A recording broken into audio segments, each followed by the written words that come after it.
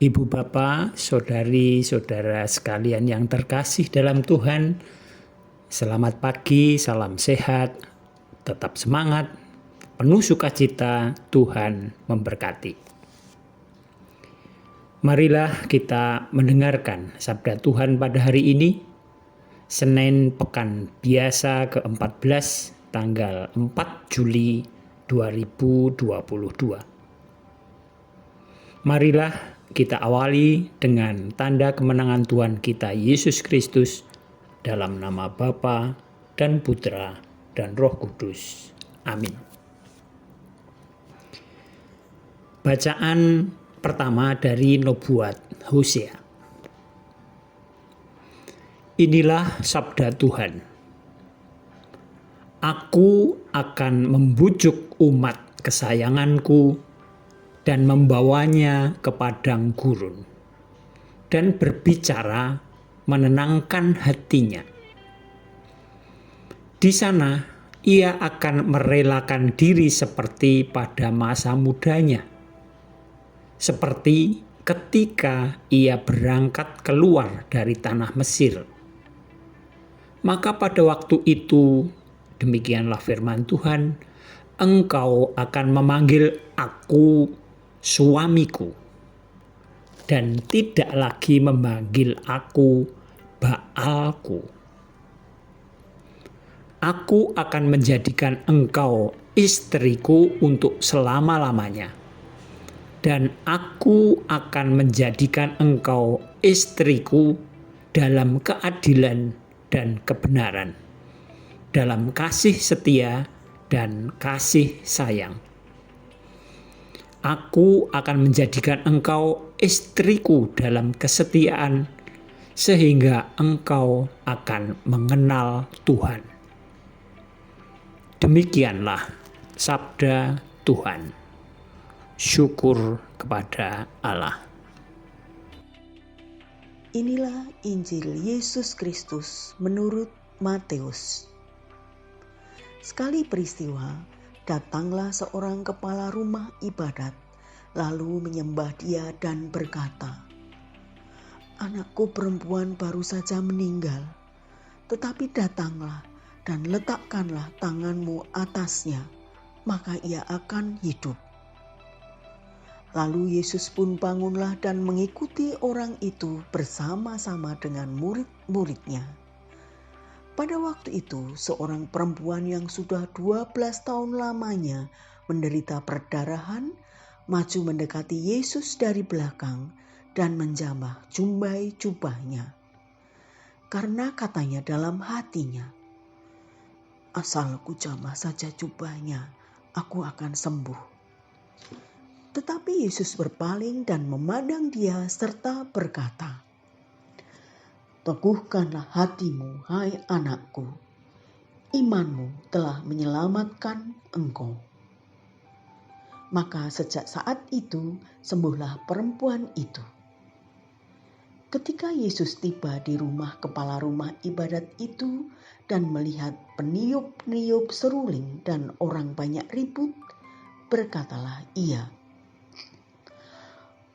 "Pergilah, karena anak ini tidak mati, tetapi tidur."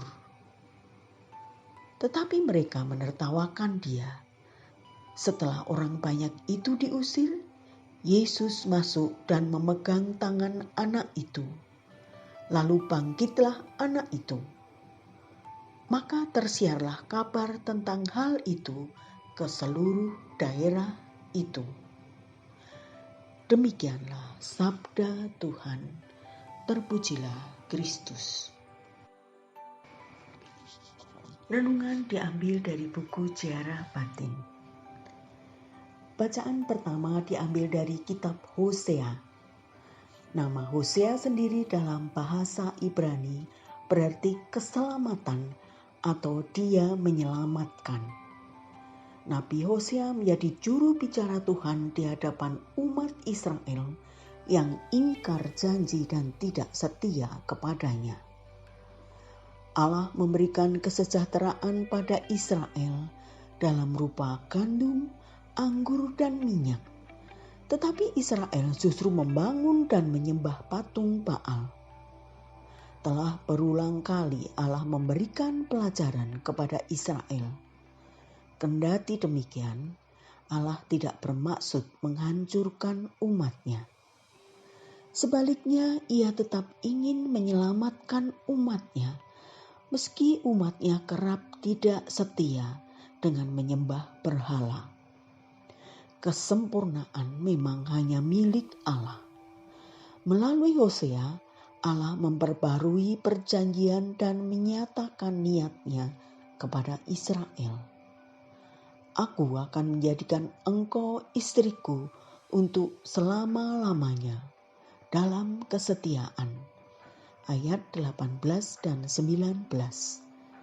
Allah ingin membangun relasi dengan umat-Nya seperti relasi suami istri yang ditandai kesetiaan. Tindakan Yesus menyembuhkan seorang perempuan yang sudah 12 tahun sakit perdarahan, serta menghidupkan anak perempuan seorang kepala rumah ibadat, menandakan kesetiaan dan kepedulian Allah pada umat-Nya. Kesetiaannya tak mengenal batas.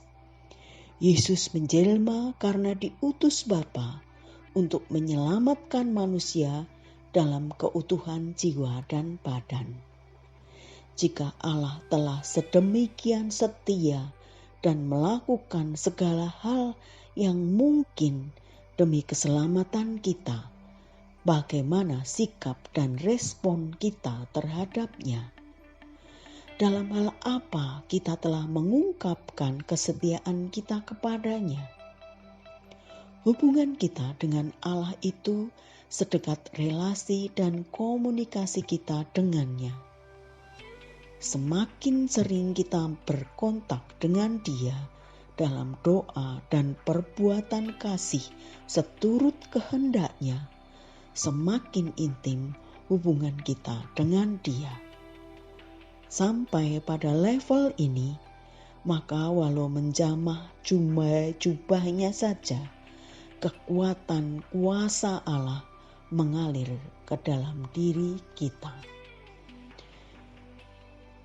Marilah kita berdoa. Ya Bapa, bimbinglah kami untuk setia kepadamu, seperti Engkau selalu setia menjaga dan melindungi kami. Amin. Dalam nama Bapa dan Putra dan Roh Kudus. Amin.